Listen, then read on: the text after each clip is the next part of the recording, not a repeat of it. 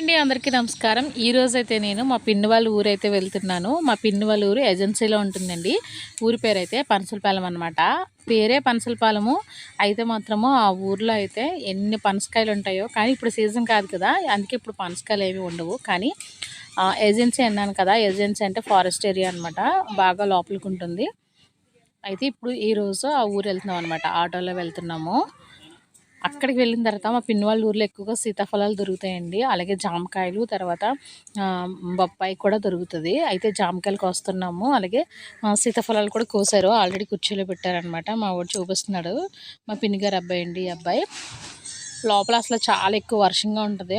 అందువల్ల ఏంటంటే మా పిన్ని వాళ్ళది తాటాకిల్లు చూస్తున్నారు కదా, కనిపిస్తుంది వెనకాల మట్టి గోడలతో ఉంటుంది ఇదంతా కూడా.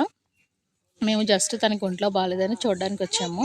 సీతాఫలాలు అయితే మాత్రం చాలా చాలా బాగున్నాయండి. పెద్ద పెద్ద కాయలు ఉన్నాయి, చిన్న కాయలు కూడా ఉన్నాయి. మొన్న వచ్చినప్పుడు అయితే చాలా కాయలు తీసుకొచ్చింది, ఒక 100 కాయలు తీసుకొచ్చింది. రూపాయి కూడా ఖర్చు పెట్టకుండా చక్కగా చాలా ఫ్రీగానే ప్రతి ఇంట్లో కూడా సీతాఫలాలు వస్తాయి, చాలా బాగుంటాయి. మరి ఇక్కడైతే చూడండి, బొప్పాయి అని చెప్పాను కదా, ఇక్కడైతే బొప్పాయి కనిపిస్తుంది. చెట్టుకు చూడండి ఎన్ని ఉన్నాయో.